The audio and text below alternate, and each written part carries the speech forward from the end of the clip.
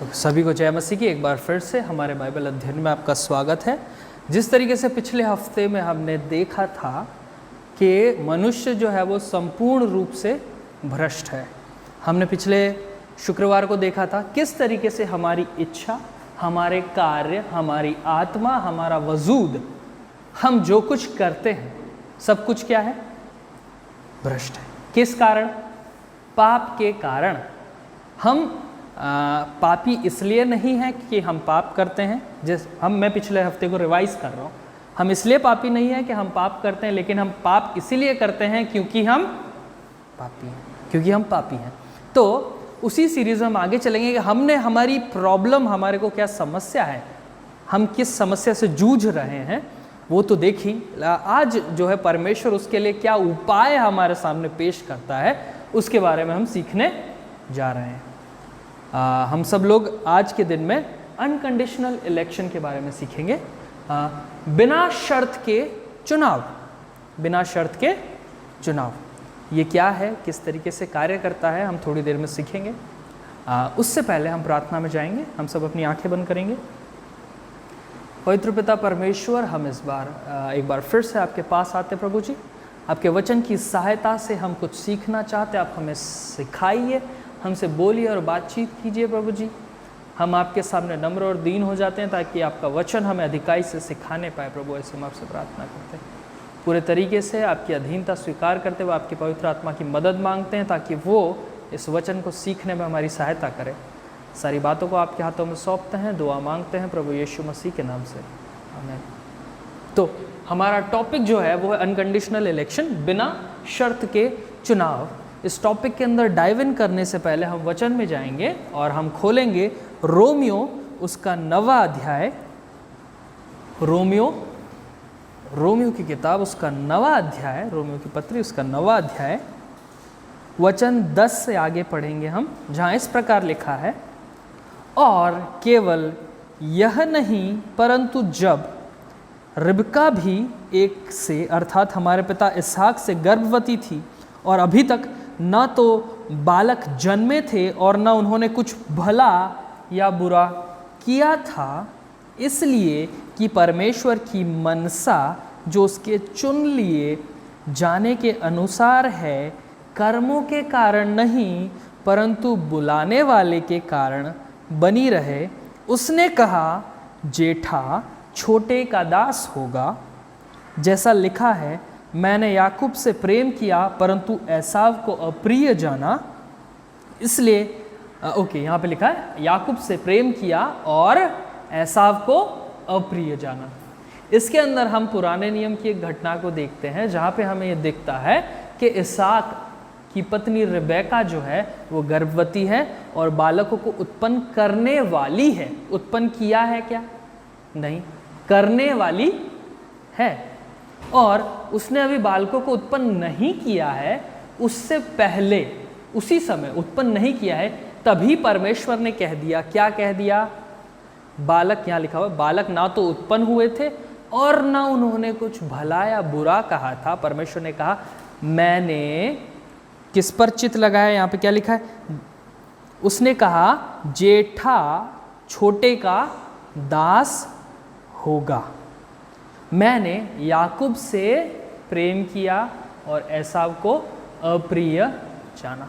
तो यहाँ पे हम देख रहे हैं कि परमेश्वर अपनी इच्छा के अनुसार कुछ कर रहा है और वो क्या कर रहा है? चुन रहा है। क्या कर रहा है ना? हम किससे प्रेम करना चाहते हैं और किससे नहीं प्रेम करना चाहते, ये हम चुनते हैं। तो उसी अनुसार परमेश्वर जो है वो इलेक्शन कर रहा है, चुनाव कर रहा है। किसका? याकूब का चुनाव कर रहा है। और चुनाव के लिए क्या क्राइटेरिया दिया है परमेश्वर ने? मतलब किस आधार पे चुनाव हो रहा है? ये जो परमेश्वर चुन रहा है याकूब को और एसाव को नहीं चुन रहा है, किस आधार पर देखेंगे हम। यहाँ पे लिखा है, और अभी तक ना तो बालक जन्मे थे और न उन्होंने कुछ भला या बुरा किया था। तो यहाँ हम देखते हैं, हम जनरली अपने जीवन में चुनाव जो करते हैं ना, वो किसी आधार पे करते हैं। मैं इससे प्रेम करना चाहता हूँ, उससे प्रेम नहीं करना चाहता हूँ। हमारे पास एक आधार है ना। कई बार हम ये मेरे लिए अच्छा काम करता है इसलिए इसका चुनाव करूंगा, ये अच्छा काम नहीं करता इसलिए इसका चुनाव नहीं करूंगा। लेकिन यहाँ पे वचन कहता है बालकों ने अभी कुछ भला या बुरा किया था क्या? नहीं, क्योंकि वो तो उत्पन्न ही नहीं हुए। उत्पन्न होने से पहले ही परमेश्वर ने याकूब को क्या किया? चुन लिया। तो काम की वजह से चुना क्या? नहीं। इसका आधार काम है क्या? नहीं। आगे देखेंगे हम सीधा 16 पे चलेंगे। 16वीं आयत पे लिखा है, अतः न तो चाहने वाले की न दौड़ने वाले की, परंतु परमेश्वर दया करने वाले परमेश्वर की बात है। अब यहाँ पे लिखा है न चाहने वाले की, यहाँ पे क्या लिखा है? चाहने वाले की। तो पहले हमने देखा कि कार्य तो बालकों ने भी किए ही नहीं और परमेश्वर ने चुन लिया है याकूब को। और यहां लिखा है चाहने वाले की भी इच्छा नहीं चलेगी परमेश्वर के सामने। क्या लिखा है यहां पे? अतः यह ना तो चाहने वाले की और ना दौड़ने वाले की। कार्य करने वाले की तो इच्छा नहीं है क्योंकि उन्होंने तो अभी कोई कार्य ही नहीं किए हैं और अभी वो पैदा ही नहीं हुए हैं, तो वो चाहेंगे क्या? हो सकता है ना कि याकूब या एसाव पैदा हो जाते और उसके बाद चाहते कि हमें परमेश्वर के साथ चलना है या हमें परमेश्वर के साथ नहीं चलना है। वो चाहते, पर वो कब होता? पैदा होने के बाद। लेकिन अभी तो यहाँ पे वो पैदा भी नहीं हुए हैं और उनके पैदा होने से पहले ही परमेश्वर ने याकूब को प्रिय जाना है, याकूब को चुन लिया है और एसाव को अप्रिय जाना है, एसाव को नकार दिया है। किस आधार पर? उन्होंने तो अभी कुछ भला या बुरा नहीं किया है, तो कार्य के आधार पर तो नहीं। अभी वो पैदा ही नहीं हुए हैं तो वो भला करने की इच्छा रख सकते हैं क्या? जो पैदा ही नहीं हुआ है वो भला करने की इच्छा कैसे रखेगा? तो उनके अंदर अभी भला करने की इच्छा भी नहीं है, इच्छा है ही नहीं क्योंकि वो पैदा ही नहीं हुए। तो परमेश्वर जो है वो इन कार्यों के आधार पर तो नहीं चुन रहा है, कार्य क्योंकि बालकों ने कार्य ही नहीं किए, और परमेश्वर ना ही इच्छा के आधार पर चुन रहा है कि इस बालक की अच्छा करने की इच्छा थी इसलिए मैंने उसे चुन लिया।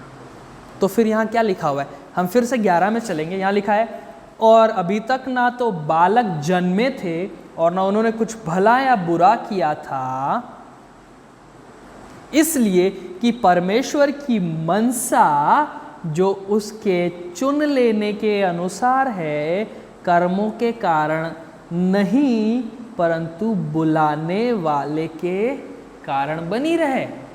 तो यहाँ पे क्या लिखा है? परमेश्वर जो है याकूब को चुना, याकूब के कार्यों के अनुसार नहीं, याकूब के कार्य करने की इच्छा के अनुसार नहीं, क्योंकि उसकी तो इच्छा अभी थी नहीं। तो फिर परमेश्वर ने किसके अनुसार चुना? किसके अनुसार चुना? अपनी मनसा। वहां पे लिखा है, क्या लिखा है वहां पे? मनसा के अनुसार चुना। परमेश्वर ने मनसा के अनुसार चुना। किसकी मनसा के अनुसार? परमेश्वर की मनसा के अनुसार। मनसा, मनसा जो है वो इस इच्छा का ही दूसरा शब्द है। इच्छा, मेरा मन है, मेरी इच्छा है। तो मनसा किसकी मनसा के अनुसार? परमेश्वर की मनसा के अनुसार चुना। नीचे चलेंगे 16 के अंदर, वहां लिखा है, अतः यह न तो चाहने वाले की न दौड़ने वाले की, परंतु दया करने वाले परमेश्वर की बात है। तो एक और शब्द जो हमें मिलता है यहाँ पे वो है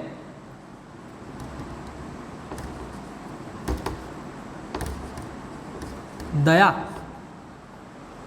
परमेश्वर की इच्छा, परमेश्वर ने किसके अनुसार चुना? अपनी मनसा के अनुसार, मतलब इच्छा के अनुसार, और अपनी दया के अनुसार।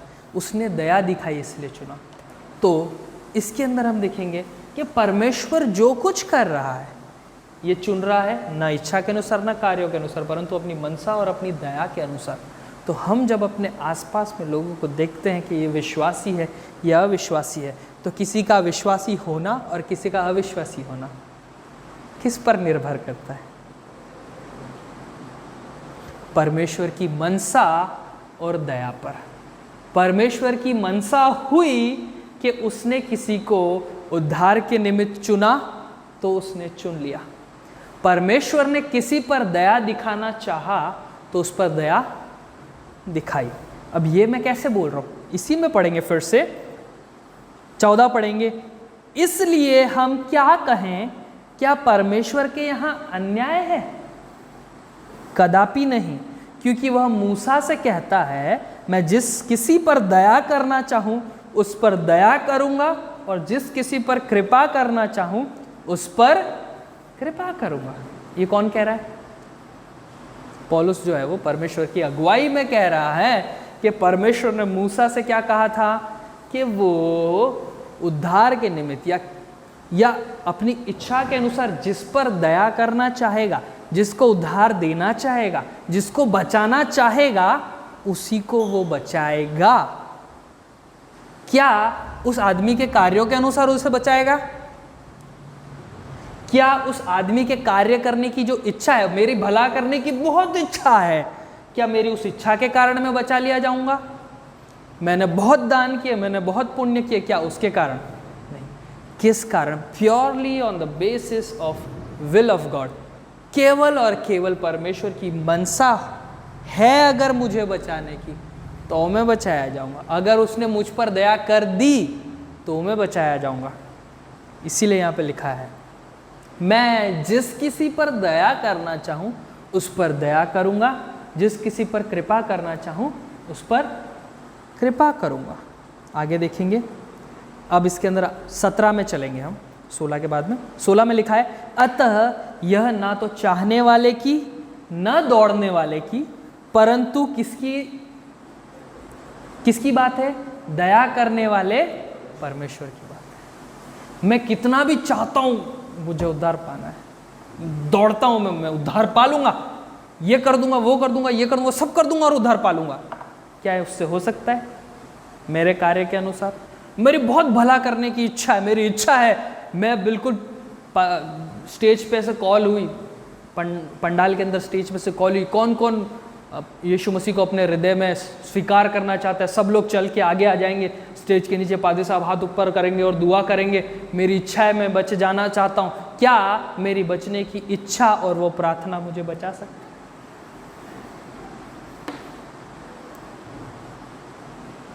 मैं बहुत कार्य कर रहा हूँ, इधर मदद कर रहा हूँ, उधर मदद कर रहा हूँ, क्या मेरा कार्य मुझे बचा सकता है? नहीं। मुझे बचाता है तो केवल और केवल परमेश्वर की इच्छा और उसकी दया बचाती है। यही उसके द्वारा चुन लिया जाना है, यही उसका चुनाव है।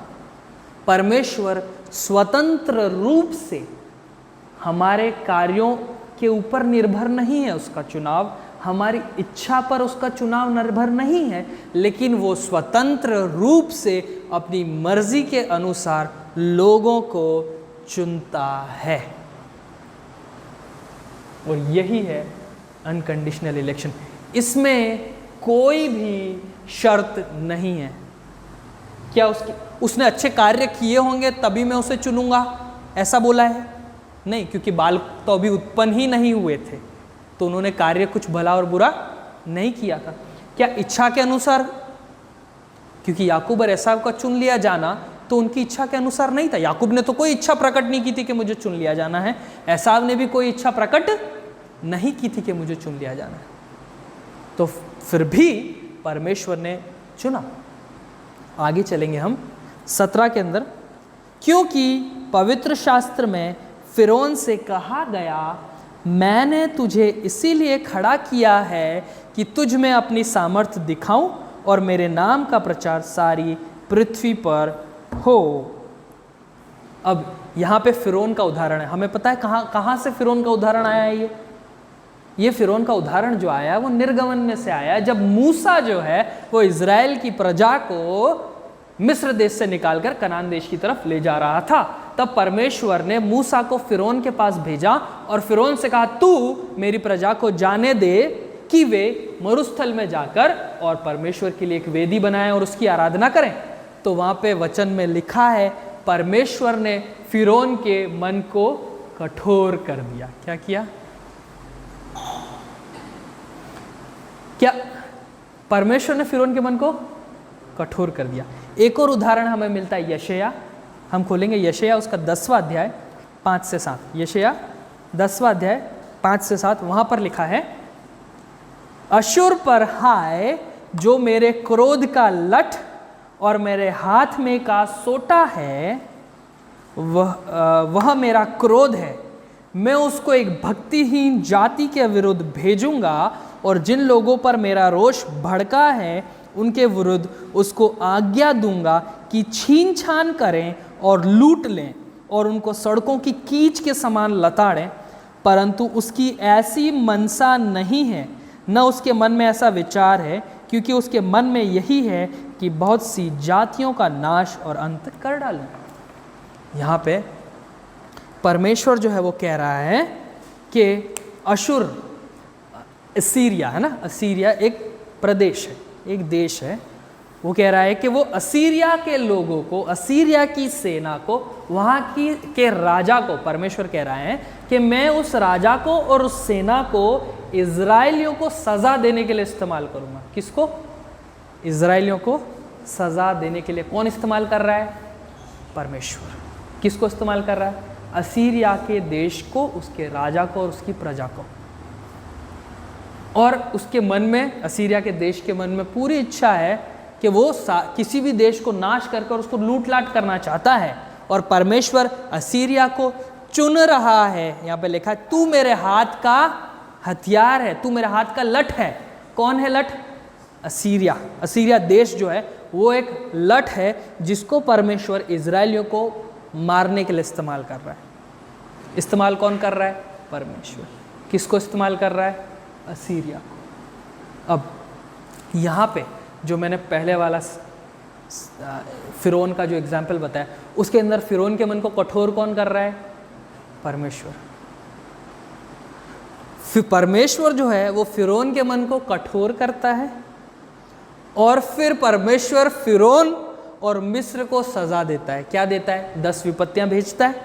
हम सब जानते हैं मूसा के बारे में। कठोर किसने किया? सजा किसने दी? किसको सजा दी? फिरौन और उसके देश को। अब कठोर अगर परमेश्वर ही कर रहा है तो फिरौन और उसकी प्रजा की क्या गलती? कौन कर रहा है कठोर? परमेश्वर। क्यों हो रहा है? क्योंकि परमेश्वर की इच्छा है, उसकी मनसा है। और बाइबल जो है वो कहती है कि वो अपनी इच्छा के मत के अनुसार कार्य करता है। He works according to the counsel of his will। वो अपनी इच्छा के मत के अनुसार कार्य करता है परमेश्वर। तो उसकी इच्छा है कि वह फिरौन को कठोर करना चाहता है और उसके बाद इजराइलियों को क्या देगा? मिस्रियों को क्या देगा? सजा देगा। उसी तरीके से असीरिया वालों से भी परमेश्वर जो है, असीरिया के अंदर भी यही करता है। असीरिया को इस्तेमाल कर रहा है। कौन इस्तेमाल कर रहा है? तू मेरे हाथ का लठ है और मैं तुझे इजराइलियों को सजा देने के लिए इस्तेमाल करूंगा। फिर आगे देखेंगे हम यशायाह के अंदर ही 10वें अध्याय के अंदर 12 और 15 में क्या लिखा हुआ है।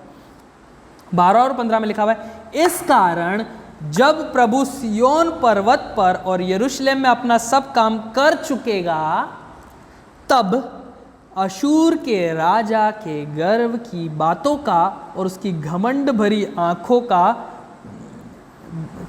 चुकेगा, तब मैं अशूर के राजा के गर्व की बातों का और उसकी घमंड भरी आंखों का बदला दूंगा।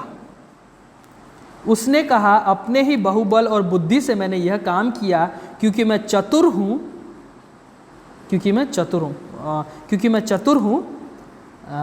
मैंने देश देश की सीमाओं को हटा दिया और उनके रखे हुए धन को लूट लिया। मैंने वीर के समान गद्दी पर विराजने हारों को उतार दिया।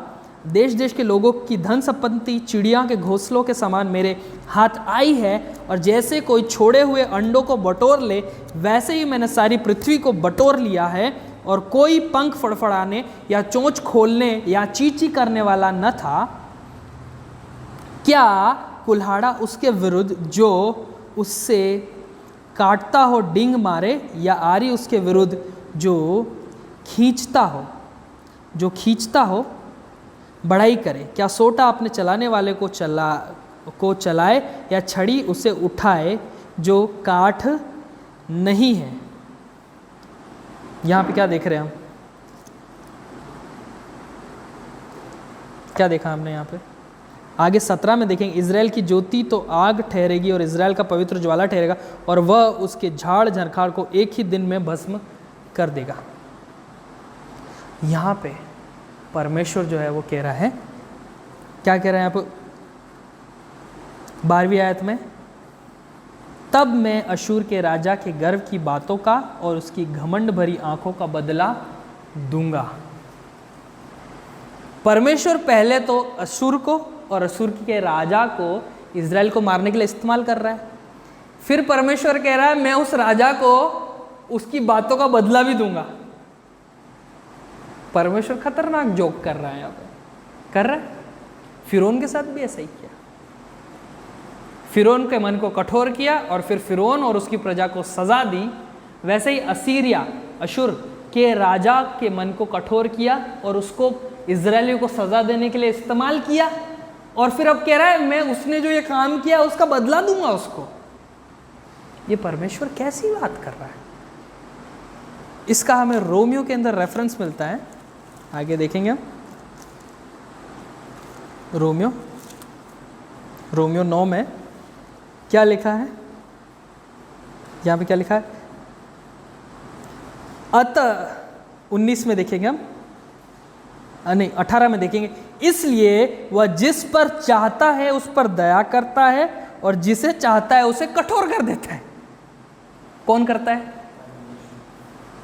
फिर आगे अब मनुष्य क्या कह रहा है परमेश्वर से, देखेंगे 19। अतः तू मुझसे कहेगा वह फिर क्यों दोष लगाता है? कौन उसकी इच्छा का सामना करता है? परमेश्वर ने सब कुछ कैसे किया? अपनी इच्छा के। और अब परमेश्वर जो है क्या कर रहा है? मैं उसको मारूंगा भी, वो भी कह रहा है। मैं उसका बदला लूंगा, ये भी कह रहा है। वो फिरौन और फिरौन की प्रजा के ऊपर ताड़ना भी दे रहा है। तो फिर यहाँ पे जिसको ताड़ना पड़ रही है वो ये कह रहा है फिर तू मुझ पर क्यों दोष लगाता है? क्योंकि कठोर तो तूने ही किया, लठ के रूप में इस्तेमाल भी तूने किया और अब तू दोष भी लगा रहा है। ऐसा तो क्यों कर रहा है? आगे लिखा है अतः तू मुझसे कहेगा वह फिर क्यों दोष लगाता है? परमेश्वर क्यों दोष लगाता है कि तूने ऐसा क्यों किया? कौन उसकी इच्छा का सामना कर सकता है? परमेश्वर की इच्छा जो होती है वो करता है और उसका सामना कौन कर सकता है? हे मनुष्य, भला तू कौन है जो परमेश्वर का सामना करता है? क्या गढ़ी हुई वस्तु गढ़ने वाले से कह सकती है तूने मुझे ऐसा क्यों बनाया? क्या कुम्हार को मिट्टी पर अधिकार नहीं कि जिस एक ही लोंदे में से एक बर्तन आदर के लिए और दूसरे को अनादर के लिए बनाया? तो इसमें कौन से आश्चर्य की बात है कि परमेश्वर ने अपना क्रोध दिखाने और अपनी सामर्थ्य प्रकट करने की इच्छा से क्रोध के बर्तनों को जो विनाश के लिए तैयार किए गए थे क्रोध के बर्तनों की जो विनाश के लिए तैयार किए गए थे बड़े धीरज से सही और दया के बर्तनों पर जिन्हें उसने महिमा के लिए पहले से तैयार किया था अपने महिमा के धन को प्रकट करने की इच्छा की, अर्थात हम पर जिन्हें उसने न केवल यहूदियों में से वरन अन्य जातियों में से भी बुलाया। परमेश्वर कठोर भी कर रहा है, परमेश्वर उसको सजा भी दे रहा है। और कारण क्या है पता है?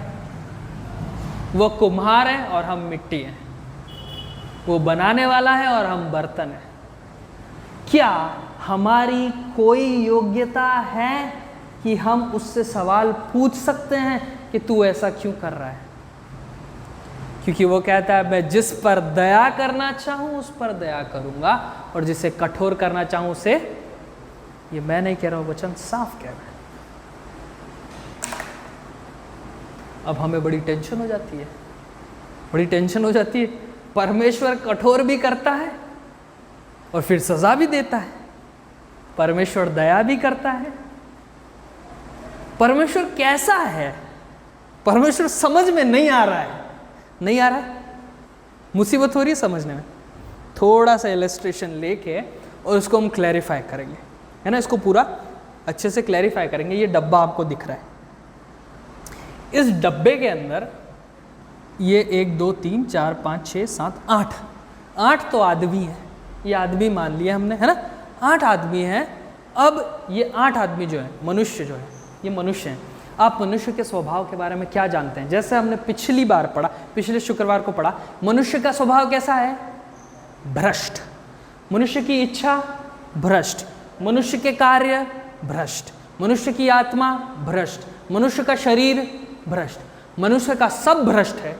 और हमने देखा था कोई पवित्र नहीं, एक भी नहीं, कोई परमेश्वर का चाहने वाला नहीं, एक भी नहीं, कोई भला नहीं, एक भी नहीं, एक भी भला नहीं है इनमें से, सबके सब भ्रष्ट हैं। अब परमेश्वर इनको कहाँ डालेगा? स्वर्ग में या नरक में? पक्का नरक में डालेगा, क्योंकि ये तो सब भ्रष्ट हैं भ्रष्ट। तो परमेश्वर उनको कहाँ डालना चाहिए? पक्का न्याय में डालना चाहिए, इनको न्याय मिलना चाहिए और नरक में डालना चाहिए। तो परमेश्वर इनको कहाँ डालेगा? नरक में। ये क्या है परमेश्वर कहा? क्योंकि ये पापी हैं और बाइबल कहती है पाप की मजदूरी मृत्यु है। तो न्याय इनका जो है वो नरक के अंदर है।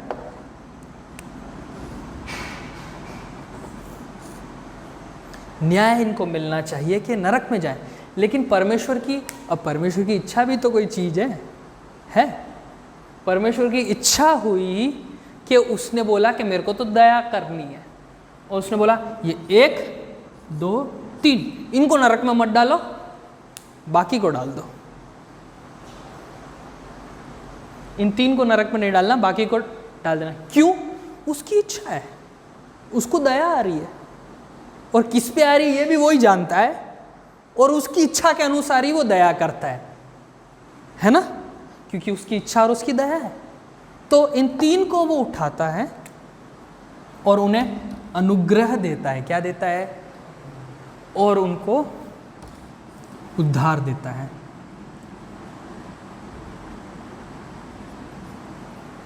उनको क्या देता है? उद्धार देता है। अब ये 3 जो हैं ये यहाँ आ गए, उद्धार पा लिया। तो अब आप इस डायग्राम को देखेंगे, क्या ये 1 2 3 4 5 ये परमेश्वर से कह सकते हैं तूने उनको तो बचा लिया, हमको नहीं बचाया? हमारे साथ तो अन्याय हो रहा है, कह सकते हैं ये? क्यों? इनके साथ अन्याय हो रहा है? नहीं, इनके साथ तो न्याय हो रहा है, क्योंकि ये तो भ्रष्ट थे और नरक जा रहे हैं। न्याय हो रहा है। इन 3 पर अनुग्रह हो रहा है। परमेश्वर की इच्छा हुई कि मुझे इन 3 को बचाना है। इनके ऊपर क्या हुआ? और इनको परमेश्वर ने दे दिया उद्धार, है ना। उद्धार के द्वारा विश्वास और सब कुछ मिलता है, और विश्वास, जो कोई विश्वास करता है अनंत जीवन उसी का है, हम जानते हैं। तो जब इनको उद्धार मिल गया तो ये अब अनंत जीवन के स्वर्ग के वारिस हो गए, लेकिन ये नरक पे चले गए। अब ये क्या परमेश्वर से कह सकते हैं? क्या मिट्टी कुम्हार से कह सकती है कि तूने हमें ऐसा क्यों बनाया? क्या मिट्टी कुम्हार से कह सकती है तूने उनको तो बचा लिया, हमको तो नहीं बचाया? क्या कुम्हार को यह अधिकार नहीं है कि वो अपनी इच्छा के अनुसार कुछ को आदर के लिए बनाए और कुछ को विनाश के लिए बनाए? तो इनके साथ न्याय हो रहा है और इनके ऊपर अनुग्रह हो रहा है। अन्याय हो रहा है क्या? इसलिए यहाँ पे लिखा हुआ है। तो इसलिए हम क्या कहें, है ना, इसलिए हम क्या कहें? क्या परमेश्वर के यहाँ अन्याय है? कदापि नहीं। क्या परमेश्वर के यहाँ अन्याय है? न्याय है और अनुग्रह, अन्याय नहीं है। और ये न्याय और अनुग्रह जो है किसके अनुसार है? उसकी मनसा के अनुसार, उसकी दया के द्वारा। उसकी इच्छा हुई है कि उसने कुछ को बचा लिया है। इसीलिए हम अपने आसपास में लोगों को देखते हैं, उन्होंने, कितने लोगों ने वचन सुना है, कितने सारे लोगों ने परमेश्वर के आश्चर्य कर्मों को देखा है, कितने सारे लोग चमत्कार को देखते हैं, कितने सारे लोग बार बार गवाहियाँ सुनते हैं, लेकिन क्या वो बचाए गए हैं? क्या उनकी हरकतों से, क्या उनके कामों से, क्या उनके जीवन से ऐसा लगता है कि वो मसीह के द्वारा बचाए गए हैं?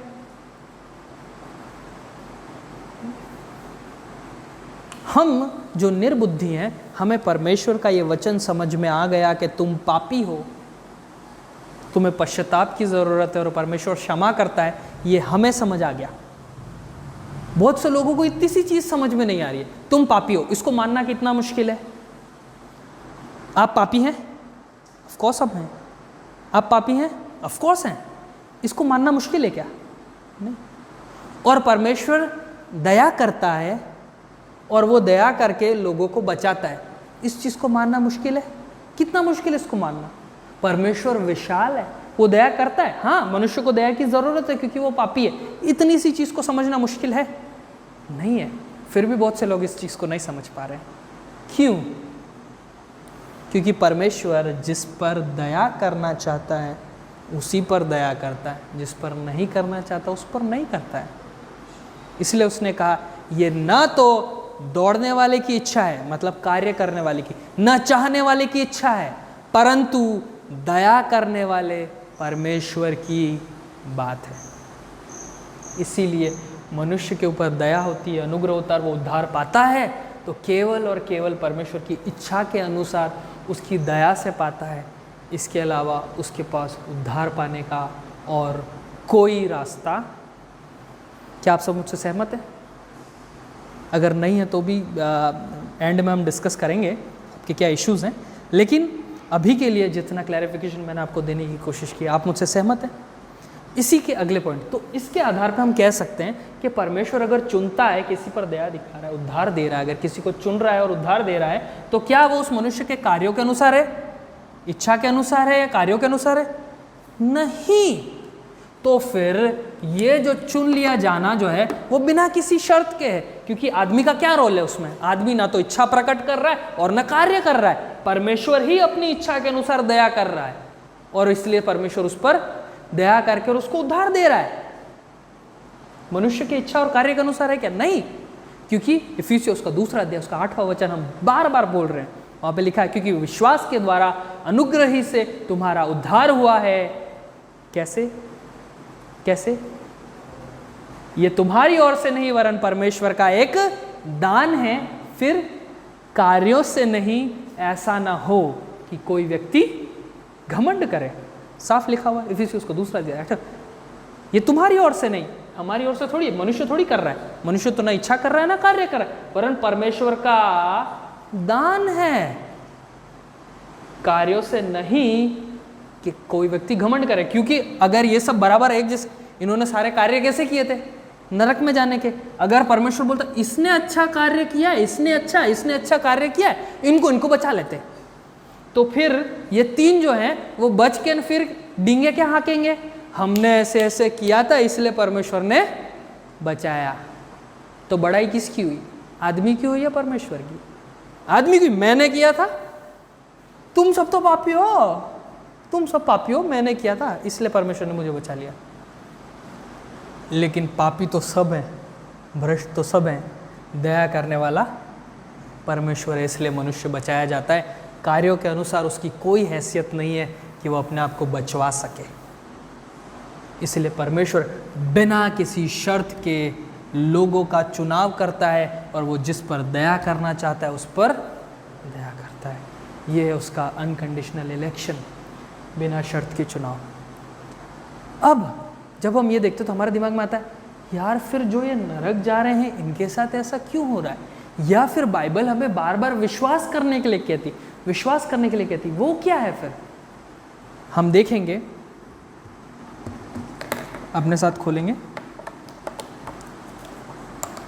यूहन्ना उसका 3 अध्याय 15, 16 और 18। यूहन्ना उसका 3 अध्याय 15, 16 और 18।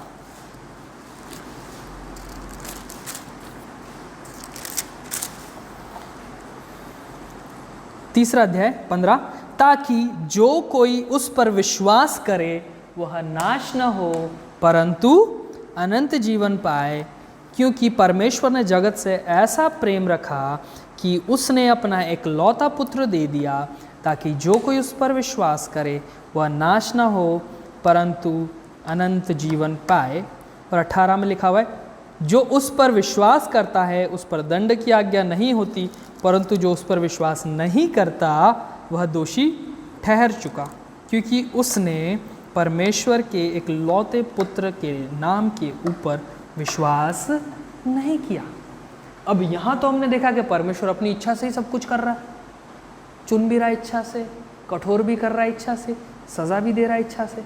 अब यहाँ हम देख रहे हैं कि मनुष्य विश्वास कर रहा है, जो कोई उस पर विश्वास करे वह नाश न हो परंतु अनंत जीवन पाए। फिर लिखा हुआ है ताकि जो कोई इस पर विश्वास करे वह अनंत जीवन पाए। फिर लिखा हुआ है इसलिए कि, और उसके बाद लिखा हुआ है जो उस पर विश्वास करता है उस पर दंड की आज्ञा नहीं परंतु जिसने उस पर विश्वास नहीं किया वो दोषी ठहर चुका।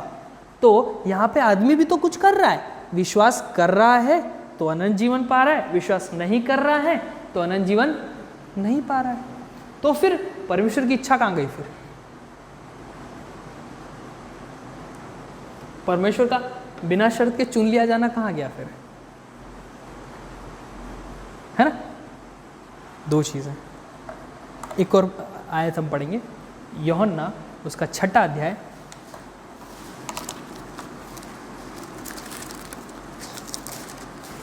यूहन्ना उसका 6वां अध्याय 35, 37, 40 और 44। यीशु ने उनसे कहा, जीवन की रोटी मैं हूं, जो मेरे पास आता है वह कभी भूखा न होगा और जो मुझ पर विश्वास करता है वह कभी प्यासा न होगा। 37 में लिखा है, जो कुछ पिता मुझे देता है वह सब मेरे पास आएगा और जो कोई मेरे पास आएगा उसे मैं कभी ना निकालूंगा। उसके बाद 40 में देखेंगे हम, क्योंकि मेरे पिता की इच्छा यह है कि जो कोई पुत्र को देखे और उस पर विश्वास करे वह अनंत जीवन पाए और मैं उसे अंतिम दिन फिर जिला उठाऊंगा। 44 में लिखा है, कोई मेरे पास नहीं आ सकता जब तक पिता जिसने मुझे भेजा है उसे खींच न ले और मैं उसे अंतिम दिन फिर जिलाऊंगा। ऊपर यूहन्ना कहता है, 3 अध्याय में यूहन्ना ने कहा जो कोई विश्वास करता है ना, ताकि जो कोई उस पर विश्वास करे वो अनंत जीवन पाए।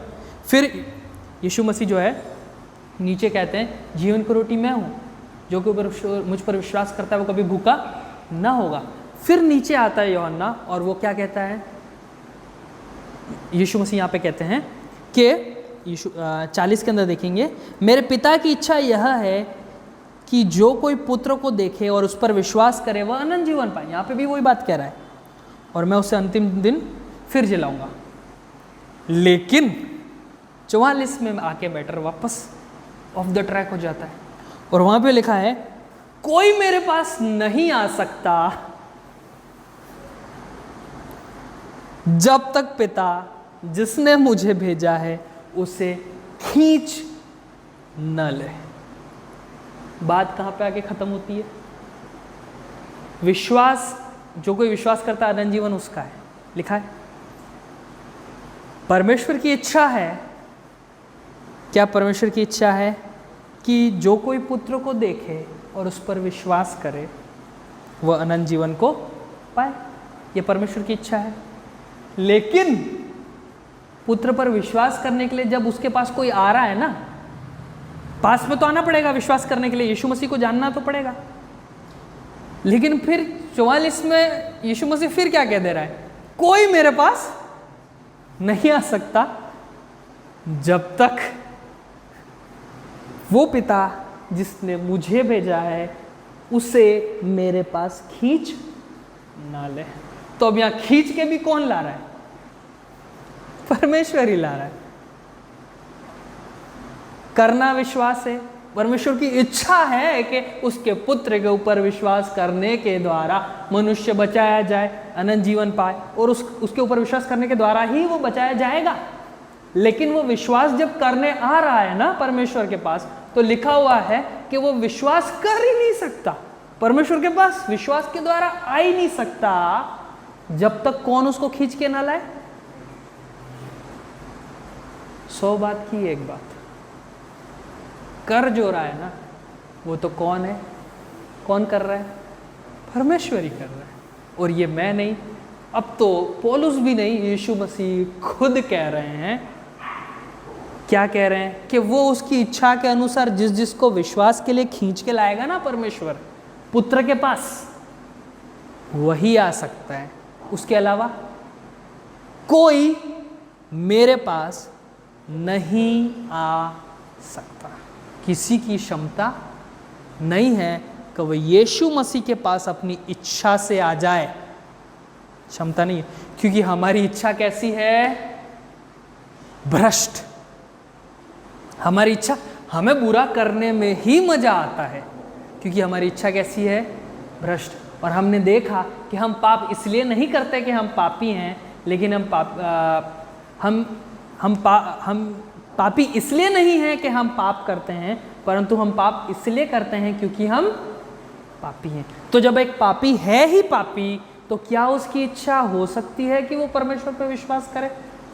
नहीं, जब तक पिता उसे खींचना लाए। इसीलिए हमने कहा कि कुछ भी कर लो, बात यहीं पे ख़त्म होती कि वो जिस पर दया करना चाहता है उस पर दया करता है।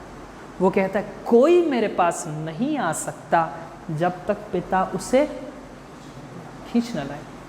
अब इससे पहले हमने विश्वास का वर्णन सुना था, विश्वास का वर्णन सुना था, है ना? और वो विश्वास का क्या वर्णन था? विश्वास, जो कोई विश्वास कर जो कोई इस पर विश्वास करे वह नाश ना हो परंतु अनंत जीवन पाए।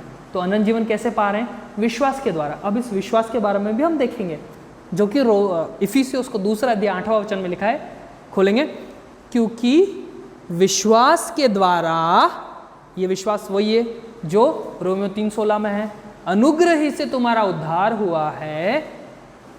यह फिर लिखा है, यह विश्वास जो है ना, ये तुम्हारी ओर से नहीं वरन परमेश्वर का दान है।